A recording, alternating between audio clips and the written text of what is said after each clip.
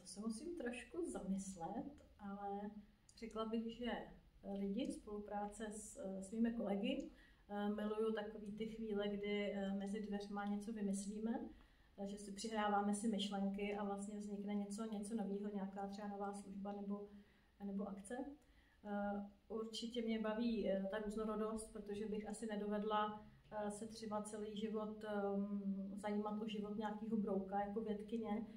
Takže v této mé roli vlastně můžete dělat všechno od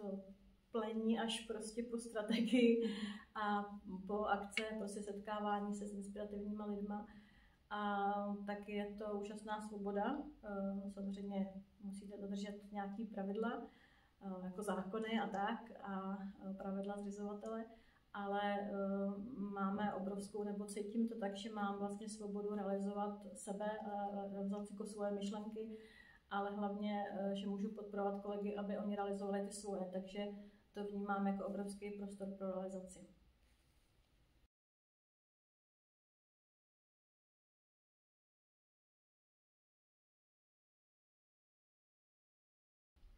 Tak já bych možná ještě připomněla, že knihovna obdržela i ocenění Biblioteka Inspirant 2023 za širokou nabídku služeb i pro lidi se specifickými potřebami. Takže samozřejmě ty ceny jsou příjemné, je to ocenění ale celého týmu knihovny, vlastně naší práce, toho, co děláme. Ale pro mě jsou vlastně nejemotivnější ty momenty, kdy třeba jsme v covidu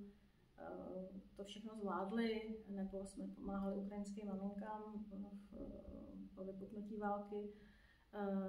nebo to, že se mě i kolegové, kteří třeba jsou dlouho nemocní, se vrátí i s chutí zase znova pracovat, ale hlavně jsou naživu, takže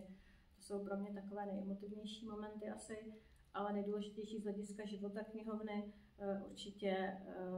je právě ten tým, ale určitě ten moment to otevření nové budovy, nových prostor, že máme úžasné prostory díky zřizovateli a vlastně dotaci Evropské unie. Takže v roce 2013 jsme prostě získali 8 000 metrů čtverečních a s tím i takový nový náboj vlastně dělat ty věci jinak, šířejc, nabídnout mnohem víc služeb. Takže když máte potom ale i chodné lidi, tak jde skoro všechno. A taky můžete se o ten prostor podělit, takže i to, že najednou vlastně my jsme ti, kdo mohou i pomáhat těm ostatním méně šťastným třeba organizacím, které nemají ten svůj prostor,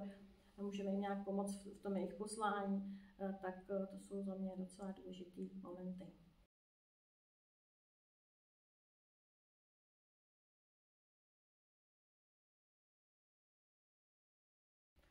Tak já bych ještě jednou připomněla své kolegy, protože bez nich to opravdu nejde. Je to tím, že opravdu moje kolegové jsou ochotní, vstřícní, neuvěřitelně jako kreativní a hodní, takže stačí jenom naťuknout a vlastně my na pětníku se obrátíme a vytvoříme novou službu a nehledíme na to, jestli nám to přinese nějaké obtíže a naše práce se zkomplikuje, takže to je určitě jakoby zásadní mít dobrý tým. A potom za mě asi sledovat to, co ty lidi, pro které to děláme, potřebují. Takže teďka samozřejmě je téma umělé inteligence, ale taky duševní problémy,